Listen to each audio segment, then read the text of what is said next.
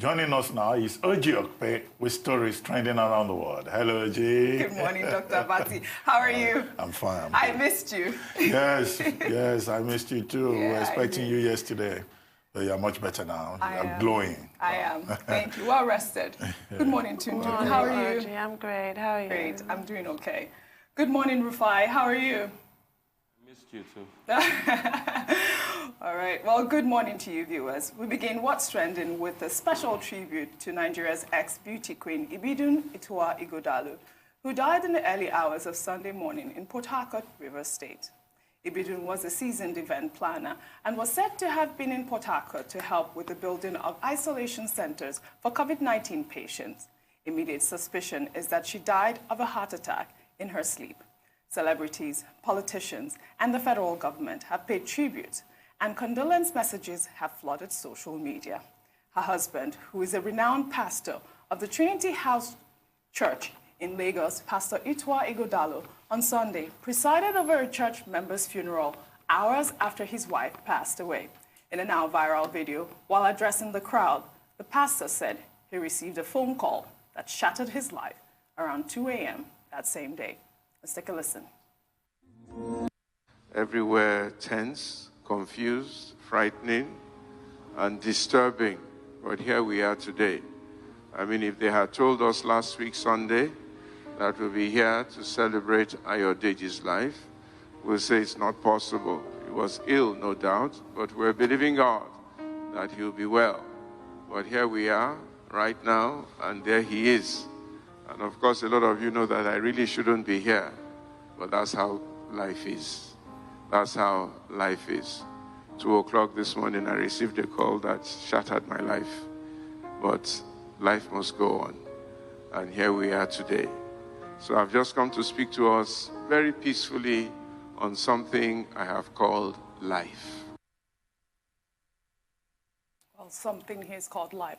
Well, a few days before Iguodala died, she made a clip of herself bidding her husband farewell with a caption, always hard to say goodbye to my Popino.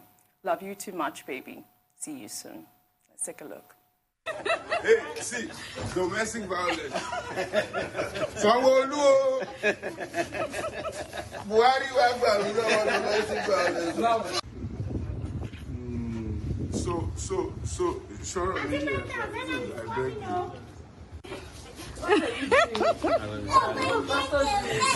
He's blocking the video. He was using his hand to block the video.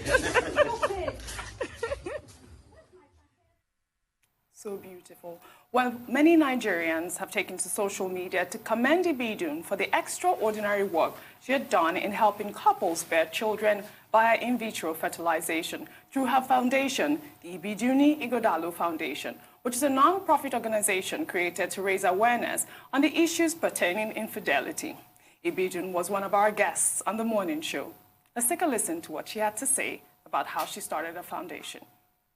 I was praying on my birthday, and I completely just, I usually do something like take inventory of my life, the year before. Yeah. I have a note. I myself and God, we talk, and what I wrote that I wanted that year, and I just heard him say, just let everything go and leave it all to me.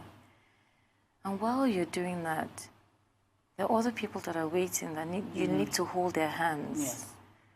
And that, I felt something rise inside of me. And I started the foundation, and I said to myself, how am I going to afford this? Having to pay for people to go for this treatment. Not only financial, we pray together. Because, sometimes it's not even about money. Yes. Some of us are so nervous, we're so tense because of society that we feel that we're alone on this journey. Once you know that somebody is holding your hand, it's a lot easier, which is what helped. My husband was there with me. Yeah. He kept telling me, I didn't marry you for children. Yes. If God is not going to do it, let it be left undone.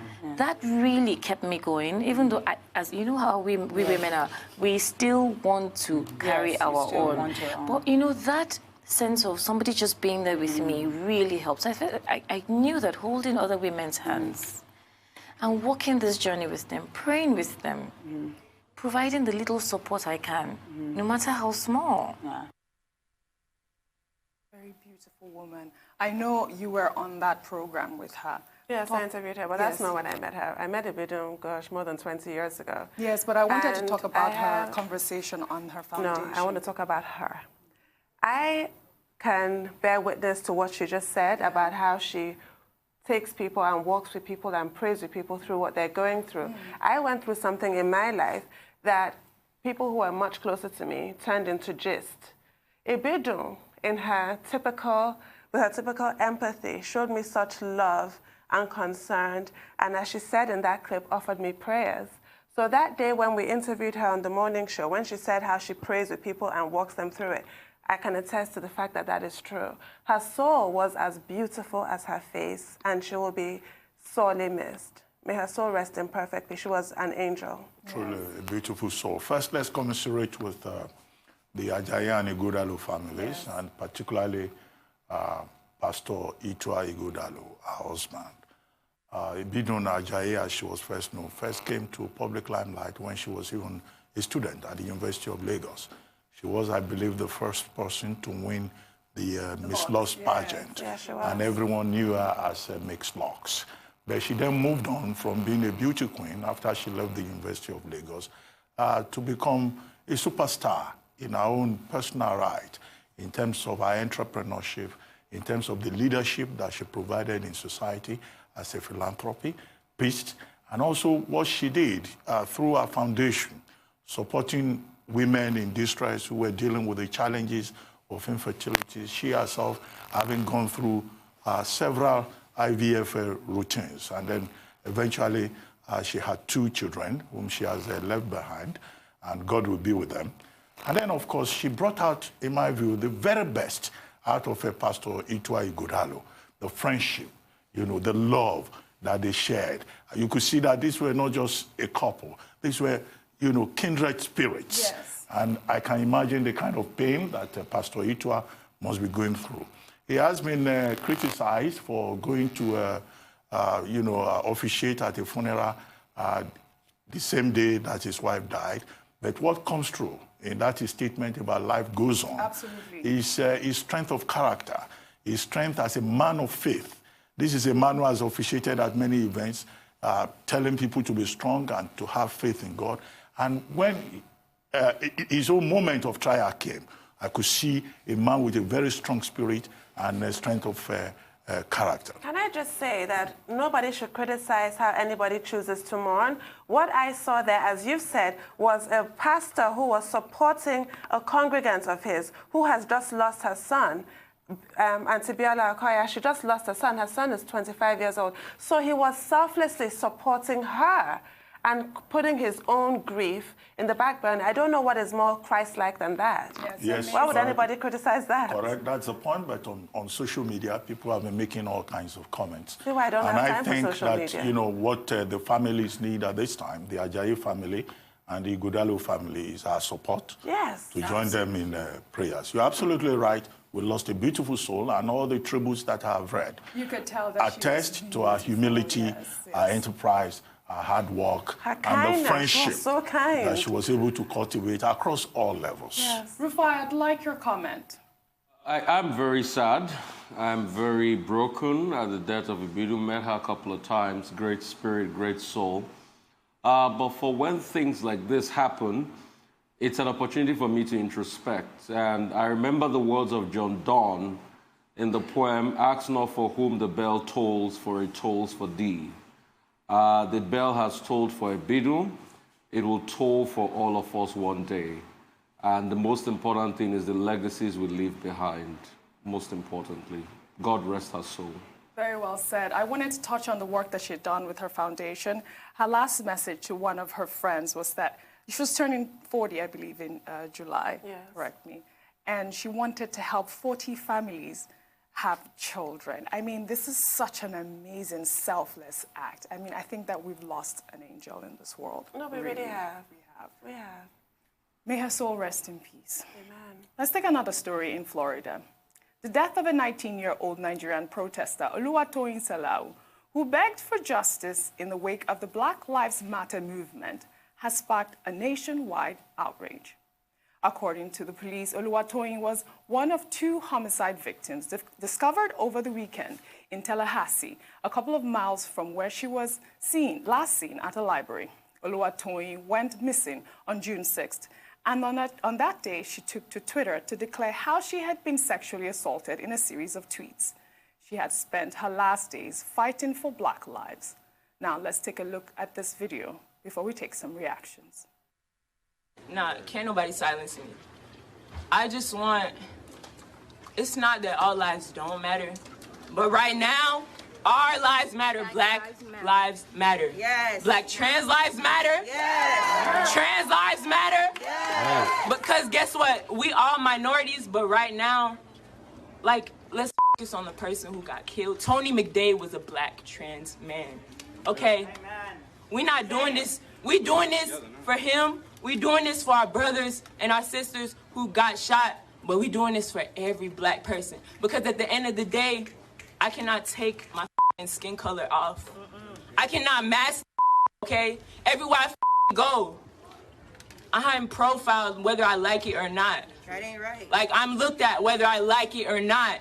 So guess what? I'm gonna die about it. Yeah. I'm gonna die about my skin. You cannot take my Blackness away from me. My Blackness is not for your consumption. It's not. It's not.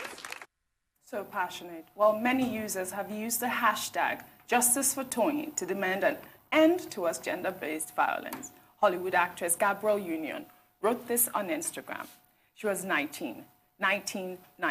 A baby, Oluwatoyin Toyin Salau, was a 19-year-old warrior who fought for us. She reported her sexual assault to police, and days later, she was found murdered.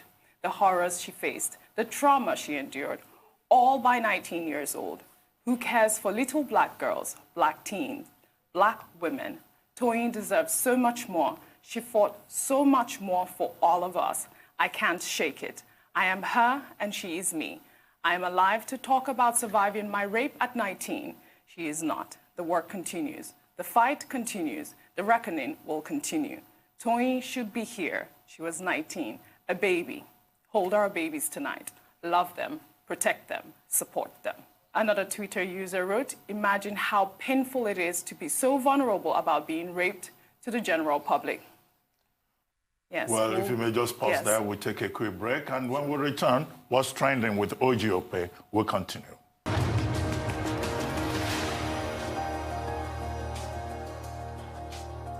Welcome back to the morning show here on the Arise News channel. We'll continue with what's trending with Ojy Okpe. Ojy, back to you. You seem to have so many sad stories this morning. I am sorry, so but we're already looking gloomy.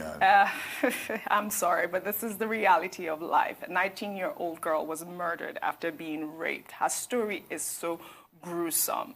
It really shouldn't have happened to this young lady. Apparently, she was picked up by a man. They haven't confirmed if he was the one who murdered her, but reports are saying that he picked her up at the library and took her to a hotel where he molested her, and she had to run away from him.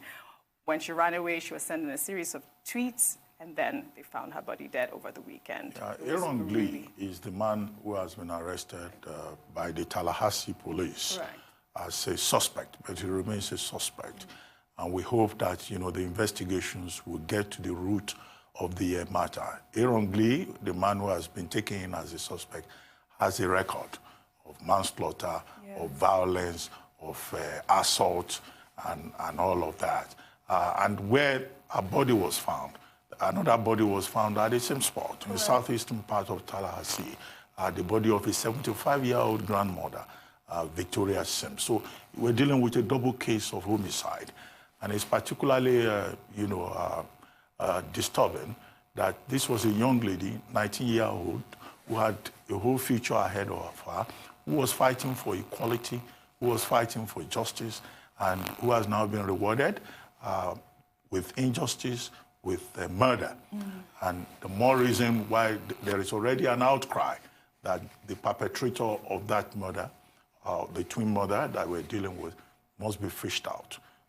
And if the Tallahassee police succeed in that regard, they will be making a statement that, rape, injustice, murder is not something that the institutions in the United States will tolerate. Poor young girl. Well, you always talk about, Black Lives Matter. I just cannot wait till the day where such a phrase is obsolete. And the other phrase, gender-based violence, yes. Really, because it continues to happen. Young girls, young women are particularly vulnerable. She was only 19 years old. It's so depressing. Really depressing. Rufai, I'd like your comment. I mean, I feel very sad, particularly about Toyin, about her advocacy and about what happened to her. But for me, it's as though a lot of black people sort of like live their lives like a candle in the wind. They are not appreciated, their lives doesn't mean anything. And this has to stop one way or the other. I mean, this has been on since I can remember, since slavery, since the white coming to take our land and what belongs to us. But this cannot continue. This has to stop one way or the other. I don't know how it's going to stop, but it has to stop one way or the other. A black life should be as important or even as more important as the premium you place on a white life. I hardly see white people going down the way black people are going. This is one too many. This has to stop. Please. Well, white people are victims of crime as well, and one race is not more important than another. It's about equality. Because the other woman was white, yeah. It's about equality, but Tundu, I want you to search your heart and conscience if there's true equality between the black and the white. No, there race. isn't, which is why we're saying Black Lives Matter. Yeah, but you said Black lives are more important. They're not. No, I'm saying place the same premium. That's what I'm saying. If you place the same premium and there's a level of equality, maybe you didn't hear me correctly. If you place the same premium and there's a level of equality, then we'd not have to complain about this. It's getting too much. It's getting out of hand. It can't continue. Very well said, Rufai. Let's take another story. Well, the last has not been heard of the crisis in Aso Villa, Nigeria's seat of power in Abuja.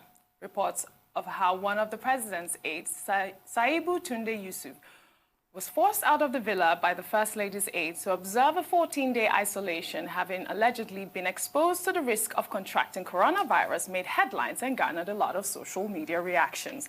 Now, new reports allege that Saibu Tunde Yusuf had illegally procured a private jet belonging to the Chief Executive Officer of Owando PLC, Wale Tinubu, for a flight to London, which in turn set the alarm in the villa. Although the ADC to President Buhari and his chief security officer are yet to verify the claim, the suspicion raises concern with regards to the violation of flight protocols and the movement restriction order by the federal government.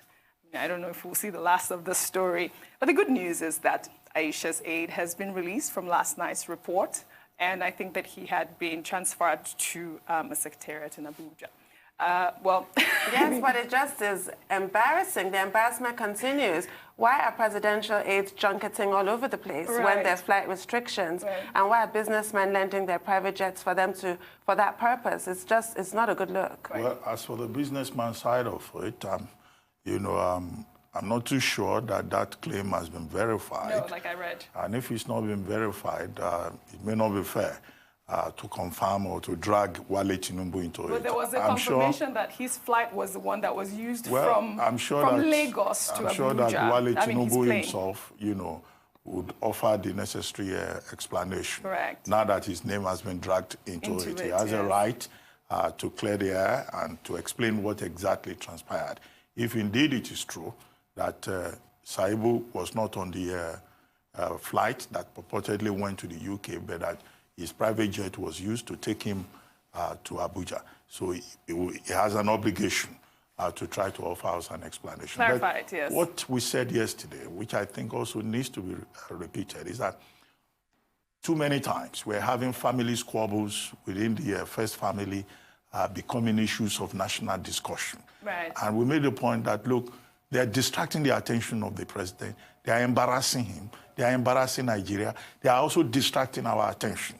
When we discuss the president, we want to be talking about what is he doing for Nigeria on different issues. How are we managing COVID-19? How can we do better as a country? What kind of legacy is the president going to leave behind?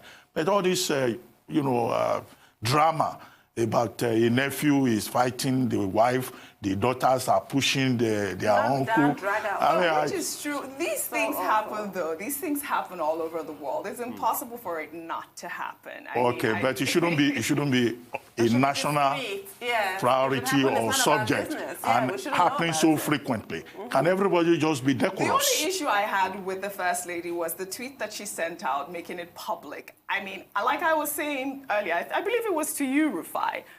If it was my husband that could face a coronavirus contact or whatever, I think I would even do worse. I mean, I'm sorry. I will not let anyone come close to my husband, my father, or my family if I feel like they have, been in contact with anyone with coronavirus. Ojy Okpe, the COVID-19 police. You can protect our family members without causing a national incident. Well, there's so many ways. And without getting physical, it's just poor behavior. There's so many ways, but I do not blame the First Lady for her overreaction. Rufai, I'd like your take on that. At first, I'd like to comment on the Wale Tinubu issue. There are a lot of men out there that have private jets that also use them for business that people could charter. That's another one we should take into very due cognizance there. He could have an aviation company where people charter and they use his jets. That's another one. So it might not necessarily be him. But like Dr. Abati said, we can't confirm the story. Secondly, what can I say about this issue? I'll go back to the boring old quote I'll always say. President Dwight Eisenhower. A country that prefers privilege over purpose will very soon lose the privilege and purpose. It is indicative that Nigeria prefers privilege over purpose. Why should we even be talking about what I call ejokota doti as regards... That's exactly what it is, as regards the presidential nephew flying a jet, not socially quarantining. Exactly what it is. It's just pure ejokota doti. I'm sorry. Well, let's take our final story. Dr. Abati will take our final story. More on violation of flight protocols. The operations of executive jet services, a private jet charter, and an aircraft maintenance firm has been suspended for flouting COVID-19 regulations by flying musician Aziz Fashola, a.k.a. Naira Marley, to Abuja for a concert. The event, which was initially planned to be a drive-in concert, took place at the Jabi Lake Mall car park and was reportedly packed with fans of the artist who did not abide by COVID-19 social gathering restrictions. The Minister of Aviation, Hadi Sirika, announced on Monday that the aircraft, which was to fly an appeal court judge from Lagos to Abuja, was inappropriately used for conveying Naira Marley. He says more stringent regulations will now be put in place to ensure that there are no loopholes in the aviation sector. And this story is quite amusing, but apparently, for me it is. ExecuJet has released a statement apologizing to the Minister of Aviation, saying that they did not know that it was Naira Marley that was going to be on that flight. I see why you're laughing, because how does Naira Marley, this pop star, turn up, and then you are expecting a judge? Yeah. How do you mistake the identities and stuff? The minister also said the approval was for June 14. But they used the aircraft to take Naira Marley and his Malians to Abuja on June 13, which was Saturday. And the flight had been approved for the judge because in their reckoning, it was on an essential service, which will make sense. And then the flight was not only, used for a different purpose. Then this leader of the Malian group then went to Jabi Lake and had a whole concert. Yes. So I think it is right that the Presidential Task Force on COVID-19 has shut down that Jabi Lake Mall. And the authorities are also saying that the pilot will be sanctioned because the pilot, according to them, one Adebiyi, misled the authorities. And ExecuJet, that is the company, will also be sanctioned. This is the second time this is happening, and it's an indication that perhaps government needs to do a lot more in terms of enforcement of the guidelines. If people are not sanctioned, if they don't pay a price for reckless conduct, then we will have a bigger problem on our hands. One person was approved, another person turned up, and you flew him anyway. It doesn't make sense. Don't they check identity? I was going to say that, but apparently they don't. It does not make any sense at all.